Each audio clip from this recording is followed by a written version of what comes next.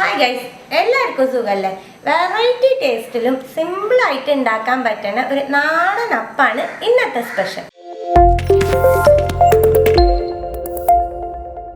ഒരു നേന്ത്രപ്പഴം എടുത്ത് വേവിച്ച് വെച്ചിട്ടുണ്ട്. അത് തൊലി കളഞ്ഞ് ജാറിലേക്ക് ഇട്ട് കൊടുക്കാം. നല്ല പഴുത്ത പഴം നോക്കി എടുത്തോളൂ കേട്ടോ. 1 കപ്പ് ഗോതമ്പ് പൊടി ചേർക്കുന്നുണ്ട്. 1/4 ടീസ്പൂൺ മഞ്ഞൾപ്പൊടി, ഒരു നുള്ളു ഉപ്പ്, വെള്ളം ചേർത്ത് നല്ല ഫൈനായിട്ട് അരച്ചെടുത്തിട്ട് വരാം.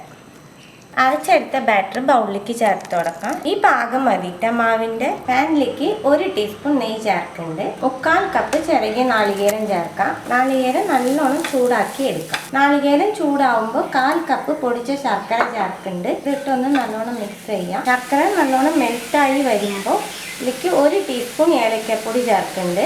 1/4 ടീസ്പൂൺ ജീരകപ്പൊടി, ഒരു നുള്ളു, എല്ലാം കൂടി നല്ലോണം മിക്സ് ചെയ്യാം. ഒരുപാട് ഡ്രൈ ആവുമൊന്നും വേണ്ട, ജസ്റ്റ് ഒന്ന് മിക്സ് ചെയ്ത് കൊടുത്താൽ മതി. ഏലക്കപ്പൊടി ജീരകപ്പൊടി ഒക്കെ മിക്സ് ചെയ്തതിന് ശേഷം നമുക്ക് മാവിലേക്ക് ചേർത്ത് കൊടുക്കാം.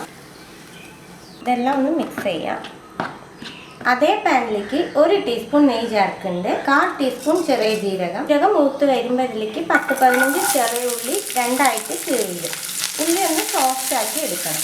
ഉള്ളി നല്ലോണം സോഫ്റ്റ് ആകുമ്പോൾ ഇതിലേക്ക് കുറച്ച് കാഷ്യൂ ചേർക്കുന്നുണ്ട്. കാഷ്യൂം കൂടി ഒന്ന് സോഫ്റ്റ് ആക്കി എടുത്താൽ മതി, കളർ മാറണ്ടാത്ത. അണ്ടിപ്പരിപ്പ് റെഡി ആയിട്ട് നമുക്ക് മാവിലേക്ക് ചേർത്ത് കൊടുക്കാം. എല്ലാം നല്ലോണം മിക്സ് ചെയ്യാം. നമ്മൾ അരയ്ക്കുമ്പോഴേ കുറച്ചൊന്ന് ലൂസായിട്ട് അരച്ചാൽ മാത്രമേ ഈ ഇൻഗ്രീഡിയൻസ് ഒക്കെ ചേർത്ത് മിക്സ് ചെയ്യുമ്പോൾ കറക്റ്റ് പാകത്തിന് മാവ് കിട്ടുള്ളൂ. എല്ലാം മിക്സ് ചെയ്തതിന് ശേഷം മാവിൻ്റെ പാകം ഇതായിരിക്കണം.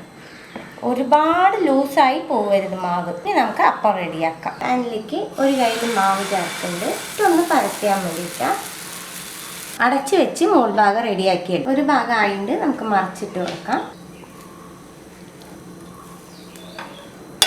നമ്മൾ പഴം ചേർത്തിട്ട് മാവ് അരയ്ക്കണ കാരണം ഇതിൽ ബേക്കിംഗ് സോഡ ഒന്നും ചേർക്കേണ്ട ആവശ്യം വരില്ല കേട്ടോ. അല്ലാണ്ട് തന്നെ നല്ല സോഫ്റ്റ് ആയിട്ട് കിട്ടും അപ്പം. ഇനി അടിഭാഗം കൂടി റെഡിയാക്കി എടുക്കാം.